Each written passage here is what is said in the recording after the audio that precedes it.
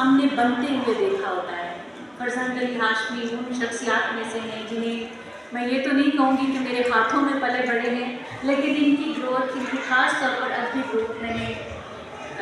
بہت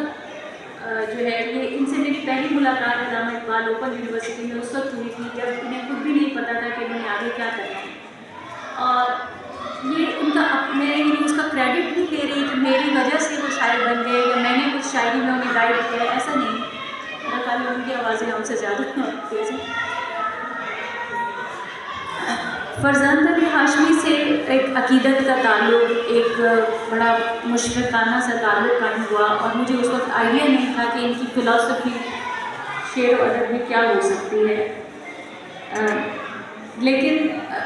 فرزند علی ہاشمی کی کتاب جیسے ہی نئی کتاب آتی ہے تو میں اسے اس کی زندگی کا اگلا قدم تصور کرتی ہوں، ان کی ترقی کا اگلا قدم سمجھتی ہوں۔ میرے نزدیک ابھی وہ منزل نہیں آئی جس منزل کے لیے فرزند علی ہاشمی بنے ہیں،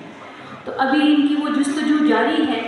عموماً جن لوگوں کا تعلق براہ راست کسی متصوفانہ تجربے سے قائم ہو جاتا ہے، ان کے بارے میں ایک رائے بنی ہوئی ہے کہ شاید وہ بالکل تاریخ الدنیا ہو جاتے ہیں تخلیقی عمل میں یا باقی جتنے بھی مراحل ہیں، لیکن اس نے صوفیہ کا دامن اس انداز میں پکڑا ہے کہ جیسے بلے شاہ اور میاں محمد بخش نے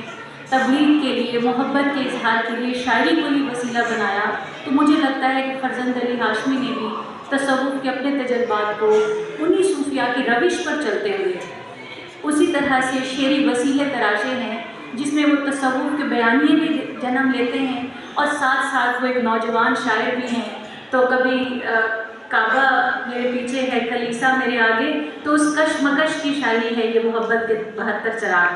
کہ جب آپ اس کتاب کے ٹائٹل کو دیکھتے ہیں تو آپ کو 72 سے جو پہلا حوالہ ہے وہ 72 لکھا آتا ہے، لیکن کچھ صفحات کے بعد وہی جو انسان کے اندر